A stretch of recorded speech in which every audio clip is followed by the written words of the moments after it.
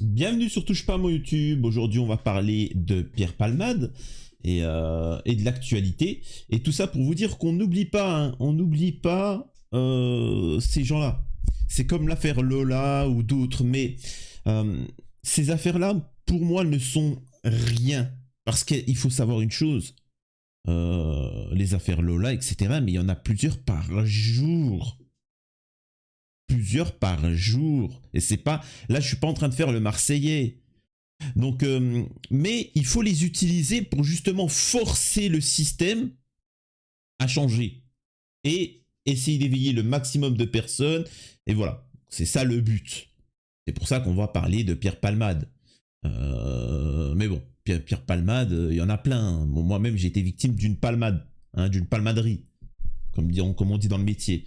Donc voilà, avant de démarrer la vidéo sur les nouvelles révélations et actualités de Pierre Palmade. Merci à tous ceux qui se sont abonnés et qui partagent un maximum. On va essayer d'atteindre les 100 000 abonnés.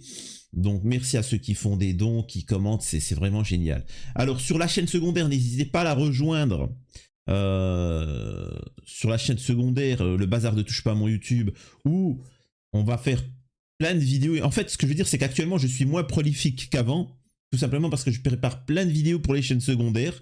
Il y a une chaîne secondaire où c'est plus un endroit où je m'amuse, tout du moins, où je vais, entre guillemets, jouer en live aux jeux vidéo, etc. Bon, c'est ma passion, excusez-moi. Et voilà, et partager ça avec vous. Ça, c'est plus le côté fun, hein, c'est plutôt le côté divertissement. Et nous avons le côté bazar de touche pas à mon YouTube, qui lui va être vraiment du concret, des vidéos travaillées et aussi des interviews de personnalités. Donc voilà, donc petit à petit, la chaîne secondaire va se transformer en ça. La chaîne principale restera telle qu'elle est, vu que pour l'instant, elle n'a pas été annulée. Et tous les strikes, tous les avertissements ont été levés. Et c'est cool. Donc voilà, sachez que le prochain invité qu'on recevra sur la chaîne secondaire sera Juan Branco pour son livre Coup d'État, qui est juste magnifique. J'ai commencé un peu à le lire, c'est vraiment magnifique et on en reparlera. Et je vous dirai pourquoi c'est magnifique. Nous recevrons aussi, normalement, l'équipe de ER, c'est-à-dire que nous aurons Pierre Debrague et aussi nous aurons Youssef Indy pour son prochain ouvrage. Donc voilà, ça va être aussi ultra intéressant. Normalement, ça aurait déjà dû être fait, mais ma santé avait posé problème pendant un temps. Je me rappelle que je me suis fait palmader, hein, j'ai subi une palmaderie. Donc voilà, bref. Donc, on en a où Pierre Palmade. Enfin, je vais lire l'article et après je vais réagir en fonction d'eux. Ça va être plus simple.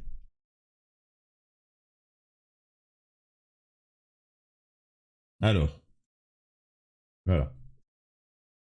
Hospitalisé et assigné à résidence dans sa chambre depuis le terrible accident qu'il a causé le 10 février dernier.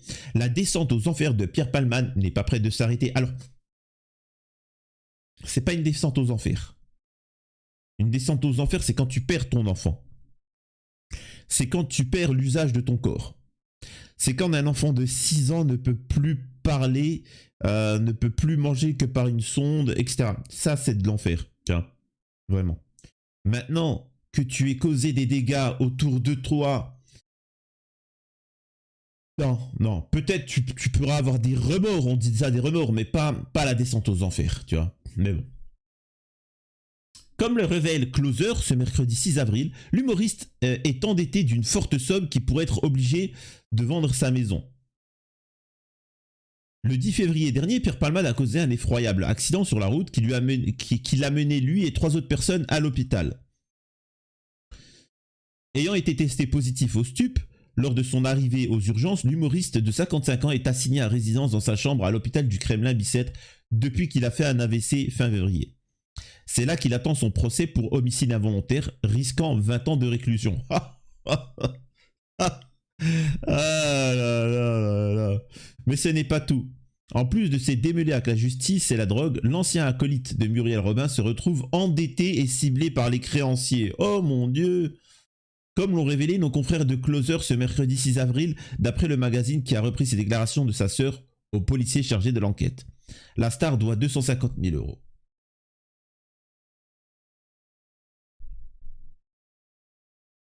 Vous allez me dire, c'est quoi le souci? Mais vous, demain, vous commettez un crime. Ouais, mais vous vous rappelez, en fait, hey, quand il était au collège, on lui a volé son jeu Ocarina of Time, Zelda Ocarina of Time, et puis l'autre il lui doit une dette.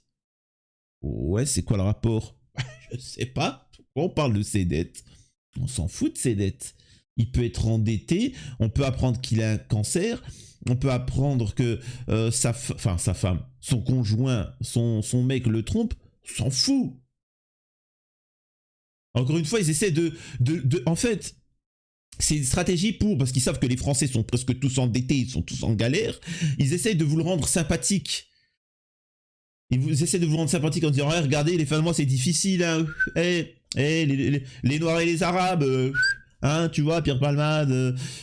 Non, on n'est pas de la même catégorie. Les Français n'avons pas des maisons, des biens immobiliers à 2 millions et on claque pas 6 000 euros de produits stupéfiants, de Paris-Brest et veux-tu en voilà. Non. Donc évitez d'essayer de nous faire créer du sentiment. Tu vois, moi, le seul sentiment que j'ai, ça serait que le bourreau qui devrait mettre fin... Enfin bref. Allez. Ah. Allez.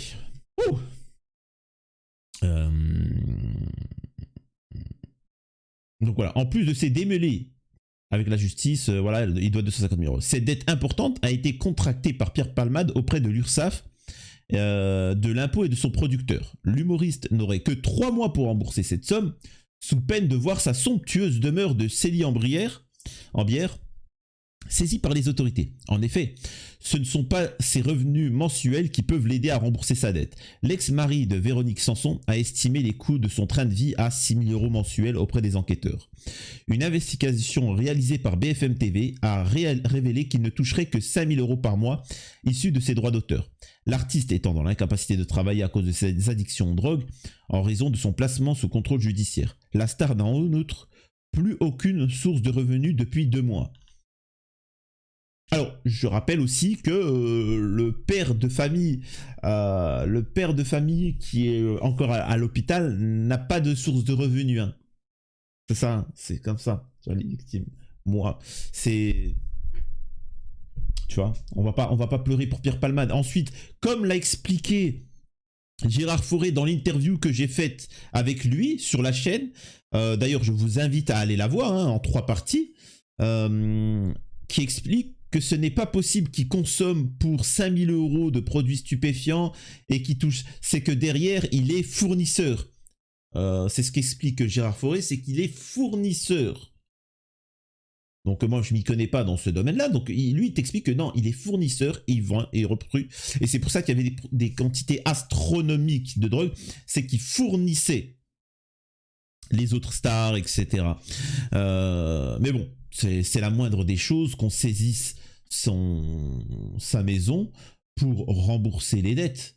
Alors pour ceux qui demandent, oui, mais pour payer la famille, tout ça, c'est pas Pierre Palmade. Hein. Pierre Palmade n'aura rien à propos de cette histoire. C'est l'assurance. C'est l'assurance qui va, ou c'est l'État. Je vous le dis, hein. Soit c'est l'assurance, mais comme il n'avait pas d'assurance, eh ben ça va être vous qui allez payer les dommages et intérêts pour cette pauvre famille. Mais Pierre Palmade n'aura strictement rien, ni prison, ni amende. Hein. Je tiens juste à vous le dire. Ça va être très, très clair. Bref. Sa maison mise en vente pour 1,36 million d'euros. Les créanciers de Pierre Palmade commencent donc à s'impatienter d'être remboursés. Selon nos informations, la vente du corps de ferme a été suspendue car les agents immobiliers recevaient des appels curieux, ont précisé nos confrères. Hélène, la sœur de Pierre Palmade, qui s'était donnée pour mission de régler ce problème, n'a donc pas la tâche facile. Celui qui s'est autant illustré au cinéma que sur les planches pourrait avoir du mal à se séparer de ce bien d'une surface de 430 mètres carrés habitable sur un terrain de 3500 mètres carrés à 45 km de Paris, qui a été acheté en 2017. La demeure possède une suite parentale, un salon, une bibliothèque, une salle de billard, un espace cinéma. Cela n'a rien d'une succursale de Paris, c'est un lieu assez grand pour me plaire, protégé par un petit parc, mais dans le village et pas ostentatoire, précisait Pierre Palmade en 2019. Bon, le tout a été mis en vente pour 1,36 million d'euros. Ce charmant corps de ferme a permis à Pierre Palmade de s'éloigner de Paris et de la police et de la tentation pendant un temps. Enfin, bon. Et de pouvoir cacher énormément de produits stupéfiants surtout. Mais il est rapidement devenu le théâtre de ces soirées arrosées, passées sous l'emprise de stupes pour s'adonner à la pratique du... j'aime pas dire ce terme-là parce que non, c'est juste de la dépravation. Après le terrible accident, la police a perquisitionné le domicile de l'humoriste le 12 février dernier. Ils ont découvert de la drogue en quantité astronomique. De la drogue, il y en avait en quantité importante au domicile de Pierre Palmade, tellement que les chiens renifleurs étaient perturbés.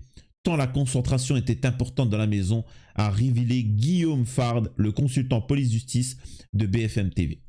Alors ce qu'il faut comprendre, c'est que, comme dit Gérard Fauré, c'était pas pour sa consommation perso, c'est qu'il le refournissait. Il fournissait certains qui permettaient de lui faire de l'argent et ainsi de suite. Donc voilà, bon, en tout cas c'est son avis, mais je veux bien le croire. Je veux absolument bien le croire. Et donc voilà, donc l'information à l'heure actuelle, ce n'est pas l'état de santé des victimes, ce n'est pas la condamnation, et surtout on ne sait pas où c'est qu'il est, dans quel état il est, Pierre Palmade. Dans quel état il est? Est-ce qu'il est mourant? Est-ce qu'il est en bonne santé? N'importe qui, j'ai bien dit n'importe qui, on aurait déjà eu les informations. C'est vous dire que ceci est au plus haut point. Il est protégé dans les plus hautes sphères. Et les sphères politiques, hein. Et je te parle de... au-dessus, tu vois. C'est donc pourquoi? Les questions c'est pourquoi. On sait que Pierre Palmade, il y a eu des histoires de pédos où le mec qui a dénoncé et qui a montré des vidéos concernant Pierre Palmade et les pédos et les machins comme ça, c'est lui qui a pris. On a bien vu que tous les médias, Mimi Marchand et tous les médias ont tous défendu Pierre Palmade de manière dégoûtante, alors qu'il aurait fallu juste qu'il se fasse petit. Et là, on essaie encore une fois de nous embobiner en nous disant oui, mais vous savez, le pauvre il est endetté, vous savez, vous Français, ce que c'est, etc. Bla bla bla. Non, non, non, non, non. Il est endetté, il va payer ses dettes. Voilà, c'est la moindre des choses. Et encore une fois, ne tombez pas dans le panneau des médias qui vont vous manipuler. Et ils vous manipuleront partout, de tout temps. Quand il y a eu la manifestation des Gilets jaunes, je m'en rappelle, qui appelait juste à un peu plus comment on appelle ça, de retour sur le travail, d'avoir un meilleur salaire, de vivre dignement de son travail. Ils ont fait passer ça pour des mecs d'extrême droite racistes qui en avaient envers les musulmans. Complètement rien à voir.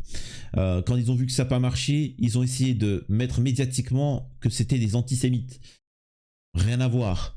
Et ensuite, ça a été essayé de faire... Vous voyez ce que je veux dire? Ils essaient toujours de vous manipuler, de manipuler l'information, ne tombez pas dans le panneau. Et surtout, les pires, c'est TPMP. Touche pas à mon poste, Hanouna, qui eux utilisent l'autre méthode. C'est en fait, il faut comprendre pour les fans Zouz. Il y a le méchant et le gentil policier. Il y a le méchant policier, c'est-à-dire CNews, etc., qui viennent et qui tombent sur les gilets jaunes, les classes sociales, les classes moyennes. Et il y a le gentil policier, Hanouna, qui dit « Ah, venez vous exprimer. Voilà. Ah, c'est bien, vous êtes bien exprimé. » Et hop, ils essayent d'atténuer le machin. Et c'est fini. Bref. On reste vigilant face à ces news. Et si vous avez des informations, n'hésitez pas. Mais on lâchera pas l'affaire. À la prochaine sur Touche pas à mon YouTube.